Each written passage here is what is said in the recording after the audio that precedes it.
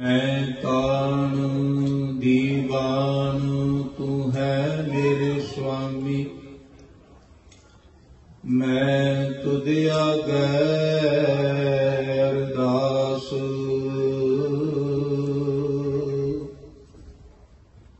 मैं होर थाऊं नाही जिस कह करूं बेनंती, मेरा दुख सुख तुझ ही पास। गुरपूरा जिन सिमरिया से भये निहाल। नानक नाम आराधना कारज आवे रास। परम सम्मानयोग सतगुरु धन धन श्री गुरु ग्रंथ साहिब कृपालु सतगुरु जी दातार जी दी पावन पवित्र हजूरी अंदर सुभाएमान गुरु रूप साध संगत जी, आप वड्डियां भागां वाले हो जो सतगुरां दी पावन मुकद्दस जोत दा आनंद मान रहे हो। अज दे ये विशेष समागम जो सतगुरां ने सेवक परिवार ते अपार बख्शिश मेहरामत की है, अति सत्कारयोग सरदार हरदयाल सिंह जी, सत्कारयोग भाई साहब भाई पिंदरपाल सिंह जी, वीर ओंकार सिंह, समुचे परिवार के जो सतगुरां ने इस सुंदर महल बख्शे हैं, उन्हां दी पवित्रता वास्ते जो परसों रोज तो जो अद्धी टकसाल का जत्था भाई साहब भाई बख्शीश सिंह जी निरंतर जिन्हां 3 दिन आप जी नूं सतगुरां दी इलाही बाणी का पाठ सरवण करवाया, अज बाणी नूं कीर्तन रूप विच भी आप जी ने सरवण कीता है। सो सतगुर ने तरस कीता है, आप जी गुरमत समागमां दी हाजरी कर रहे हो। आओ कुछ मिनट आप जी दे नाल गुरमत विचारां दी सांझ करन दा हुक्म प्राप्त होया है। कुछ कहण तो पहले फतेह की सांझ करिए। प्यार से आखो जी वाहिगुरू जी का खालसा वाहिगुरू जी की फतेह। सतगुरु धन गुरु अर्जुन देव सच्चे पातशाह जी के घर के अनंत सिख भाई साहब भाई गुरदास जी ने बहुत प्यारे वचन कीते ने कि जिस वक्त धन गुरु नानक देव सच्चे पातशाह जी का समा सी, गुरु नानक देव सच्चे पातशाह जी की सिक्खी कमाने वाले सिख सन, उन्हां दे घर कैसे सन? क्योंकि जदों असीं घर नूं जानण दी देखण दी गल करदे हां ते अजोके समय विच साडे मन विच आउंदा है भी जिस घर दी अटारी बहुत वड्डी होवे, बहुत सुंदर मटीरियल लगा होवे, वो घर बड़ा सोहना है। पर भाई साहब भाई गुरदास जी ने सिखां दे घर दा जदों जिक्र कीता है ते कहंदे वो घर जिथे धर्म दी साल है, जिथे धर्म वापरदा है, धर्म हुंदा है, सदा गुरु दा कीर्तन हुंदा है, समझो वो सिख दा घर सदा विसाखी वर्गा। घर का अंदर धर्मसाल होवे कीर्तन सदा वसुआ। वसुआ का अर्थ है विसाखी, क्योंकि विसाखी पंजाब दे बशिंदियां दी ओह तिहार है जिहड़ी दिन बरकतां लैके, क्योंकि फसलां पक्कण दा समा हुंदा सी, घर विच गोल रूप विच फसल दे गोल रूप विच बरकतां हुंदियां सन ते ओह पंजाब दे बशिंदे खुशी दे नाल प्यार दे नाल मौले नहीं सन समझदे। तां भाई गुरदास जी कहंदे हर सिख दे घर अंदर सदा ही विसाखी है। जे वो 2 कारज कर ले, एक तां धर्मसाल बना ले अपने घर नूं ते दूसरा गुरु दी बाणी दा कीर्तन, गुरु दी बाणी दी कीर्ति सदा कर। धर्मसाल जिवें मकान मटीरियल नाल बनदा है, घर मटीरियल नाल नहीं बनदा, घर जीआं दे नाल बनदा है। जिथे जी जुड़ जाण वो घर हो जांदा। इसे तरह धर्म की साल भाव जिथे धर्म के जी जुड़ जाण जिस घर अंदर, तुसीं कहोगे कि धर्म के किहड़े जी ने?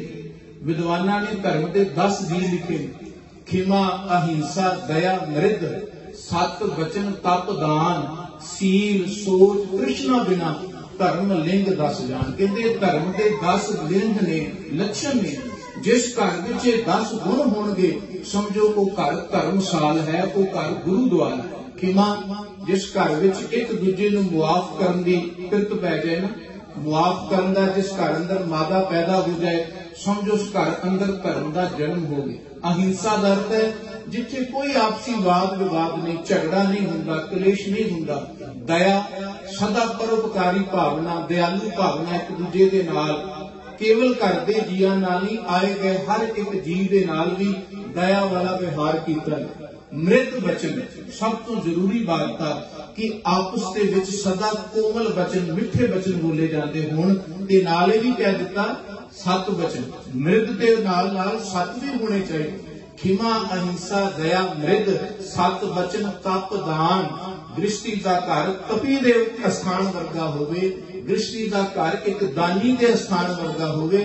ते उस तो बाद पंडित हरजाल जी कहंदे दे ओदे घर दे अंदर खिमा, अहिंसा, दया, मृद, सत वचन, तप, दान, सील, सौच, सौच का अर्थ है पवित्रता, संजम, सील, सौच, तृष्णा बिना कदी घर दे अंदर किसी तरह की जीआं च एक दूजे प्रति तमा ना हो, माड़ी विकारी भावना न होए, तृष्णा बिना धर्म लिंग 10 जान। कहते ये धर्म के 10 गुण ने, ये जी पैदा कर लिया अपने घर के अंदर, धर्म पैदा कर लिया। कहते जी किवें पैदा होंदा है? उपजै धर्म वाक सत अत कर। जदों अत दा सत साडे जीवन में आ जाएगा समझो घर विच धर्म दा जन्म हो गया। उपजै धर्म वाक सत अत कर, दया दान ते धर्म वधै नित। ते घर विच जी, घर विच धर्म टिकिया किवें रहिंदा है? अस्थित धर्म खिमा कै संगा। जदों साडे कोल खिमा होएगी घर अंदर धर्म बनिया रहेगा। पर मुआफ करना धर्म का नाश भी हो जाता है। धर्म क्रोध कर होत विपंगा। जिस दिन घर विच क्रोध वड़ जाए वो क्रोध धर्म का, घर दे जीआं दा, घर दा जिहड़ा है नुकसान कर देना। इस करके सदा ही भाई साहब भाई गुरदास जी कहते कि गुरु के घर दे, सिखां दे घरां दे अंदर सदा गुरबाणी का कीर्तन, गुरबाणी दी विचार ते सदा तप दान दी ही पिरत पई होई सी। गुरु साहब सच्चे पातशाह जी दे सिखां दा जदों असीं जीवन भी कटदे हां कह के समाप्ति वाला आवां। धन गुरु नानक देव सच्चे पातशाह जी दे घर दे सिख हालांकि बड़े बड़े वड्डे कीर्ति सिख भी सन। भाई मानसुख वर्गे जिन्हां दे समुद्री जहाज चलते सन, व्यापार एडा वड्डा सी उन्हां दा। धन गुरु तेग बहादुर महाराज सच्चे पातशाह वेले भाई मक्खन शाह जी लुबाणे वर्गे।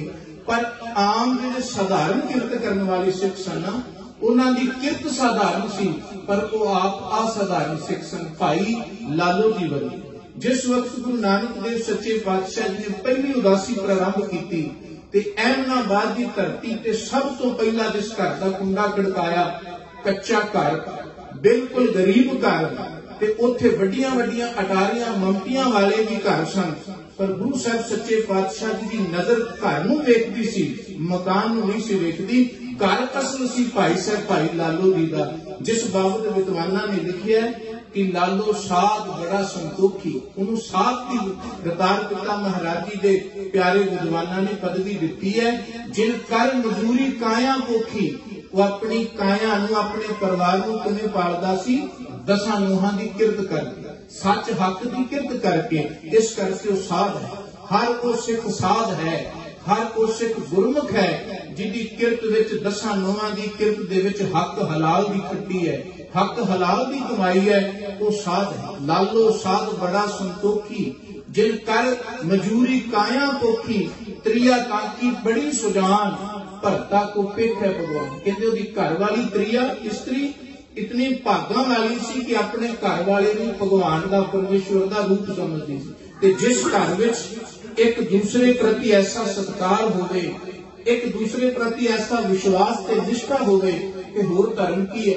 धर्म कोई पहरावे का नाम नहीं, धर्म गुनाह का ही नाम। बाणी में जो असीं वचन पढ़ते हैं, सगल धर्म है श्रेष्ठ धर्म, हर को नाम जप निर्मल कर्म। जिथे निर्मल कर्म ते प्रभु की कीर्ति है उत्थे ही धर्मी वसदा है।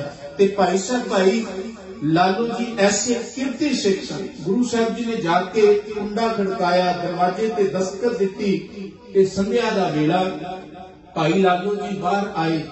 देखा कि एक फकीराना लिबास अंदर 2 शरीर हैं। बड़ी आओ भगत की घर बिठाया, अपनी घरवाली को आवाज मारी ते प्यार सहित चौंके दे पास बिठा करके पहला ते डरदियां जो इतिहास कहता भी झिझके भी आप तपे हो, आप बड़े गुना वाले उच्च जातीय हो ते मेरा ते घर नीवी जात दा है। जे किसी ने देख लिया उच्चियां जातां वालियां इत्थां ते मेरा रहना भी औखा हो जाए। ते गुरु साहब सच्चे पातशाह जी ने वचन कीते सन, बाणी विच दतार जी दे वचन ने कि साडा ते वासा ही उत्थे है जिथे अपने आप को नीच जानन वाले बैठे ने, सचमुच सब तो वड्डे ने, कि उत्थे ही गुरु नानक दा वासा। नीचा अंदर नीच जात, नीची हूं अत नीच, जिथे नीच संभाली तिथे नदर तेरी बख्शीश। कि जिथे यह जे निवाणियां नूं संभालिया जांदा है उत्थे परमेश्वर की बख्शिश है। ते गुरु साहब ने क्या, भाई लालो तेरा घर बड़ा सुंदर है, तेरे घर उत्ते प्रभु की कृपा है, लिया जो तेरे घर विच है असीं ओ कुछ ही शकन। इतिहास के अंदर पहली उदासी वेले गुरु साहब 25 दिन धन गुरु नानक देव सच्चे पातशाह जी भाई लालो जी दे घर ही ठहरे। वड्डे वड्डे लोकां ने आकर के मिन्नतां तरले भी कीते, पर गुरु साहब सच्चे पातशाह जी ने उस घर नूं चुनिया जिहड़ा घर धर्म दी साल है, जिथे धर्म वापरदा है, धर्म रहिंदा है, उस घर विच सदा गुरु दा वासा। इस करके गुरु सवारियो, जे असीं चाहते हैं भी साडे घर अंदर गुरु की बरकत बनी रहे, गुरु का वासा, गुरु का फेरा साडे घरां विच सदा बनिया रहे, ते ओदे लई पहिलां धर्मी बनना पएगा, कीर्ति करनी पएगी उस परमेश्वर अकाल पुरख की। ते जेड़े गुरु के सवारियां दे जीवन ऐसे हैं जिन्हां ने अपना घर, अपना जीवन धर्मसाल बनाया है।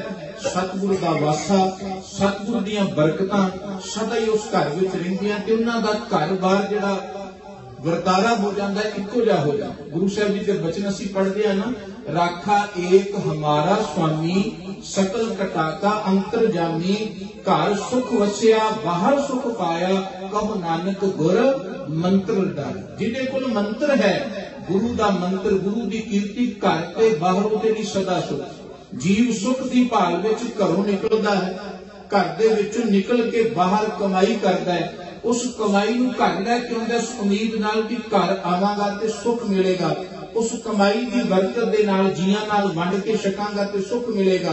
पर वो अपने जीवन दे विचों कमाई नूं मुख रखदा है, प्रभु कीर्ति नूं मनफी कर दिंदा है, फिर खट्टी दे बहुत लैके आउंदा है, पर वो खट्टी सुकून नहीं लैके आउंदी, कई कुछ होर लै आउंदी है।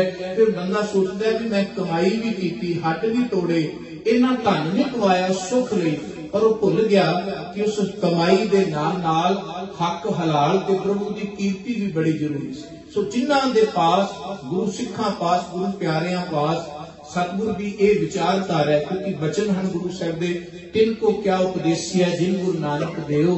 असीं सारे गुरु नानक दे घर दे सिख हां, नाम धरिक सिख हां, बाणी बाणी नाल जुड़े हुए हैं। सो ये कोशिश सदा साडे जीवन की रहे कि जिस दिन साडे घर धर्मसाल बन गए, सच संतोख दया धर्म साडे घरां विच विचरण लग गया, समझो वो घर धर्मसाल ते वो घरां विच विसाखी वाला सदा माहौल रहेगा। जिवें असीं अपने पंजाबी दे मुहावरे च कहने हैं ना कि सदा दिवाली साध दी अठे पहर बसंत, उहदा भाव ही है कि सदा बसंत दे रूप विच मोलिया क्यों रहिंदा है, क्योंकि उहनूं एक दा ही परवासा हुंदा है। वो गुरु मंत्र नूं दड़ांदा है, सोए अचिंता जाग अचिंता, जहां कहां प्रभ तू वर्तनता, राखा एक हमारा स्वामी, सगल कटाका अंतरजामी। सो सतगुरु जी कृपा करन सानू सारियां नूं अपने धर्म करो नाम दी दात को सिक्खे वाला जीवन बख्शण। बड़ी कृपा की है सतगुरां ने। सत्कारयोग भाई साहब भाई पिंदरपाल सिंह समूह परिवार जो सतगुरां ने सुंदर महल बख्शे ने, घर बख्शे ने, गुरु कृपा करे। सरदार पिता महाराज जी ज्ञानी जी सिर इसे तरह मेहर भरे हाथ रख के अपनी बाणी का प्रचार, बाणी का प्रचार देशों विदेशों में इसे तरह करवाते रहे, क्योंकि दास उन्होंने सुन के ही असी ऐसी निक्की जी उम्र के उन्होंने सुन के बोलन का हिया किया। गुरु कृपा करे भुलां ना चितारनियां, इन्ना कुछ कहंदियां बेअंत भुलां हो गई। आप समूह संगत का सत्कारयोग वीर हरपाल सिंह जी जो परिवार के नाल सदा इसे तरह मोढे नाल मोढा जोड़ के सारे कर्मकारां में शमूलियत करते हैं, उन्हां दा भी तहे दिलों धन्नवाद। होर मानयोग जो शख्सियत आईयां ने सरदार मनजीत सिंह जी, सारियां दा ही तहे दिलों धन्नवाद। गुरु कृपा करे सारी संगत का तहे दिलों धन्नवाद। ਮਾਨ ਸਨਮਾਨ ਦਾ ਧੰਨਵਾਦ ਪਿਆਰ ਸੇ ਫਤਿਹ ਬੁਲਾਓ ਜੀ। ਆਖੋ ਵਾਹਿਗੁਰੂ ਜੀ ਕਾ ਖਾਲਸਾ ਵਾਹਿਗੁਰੂ ਜੀ ਕੀ ਫਤਿਹ।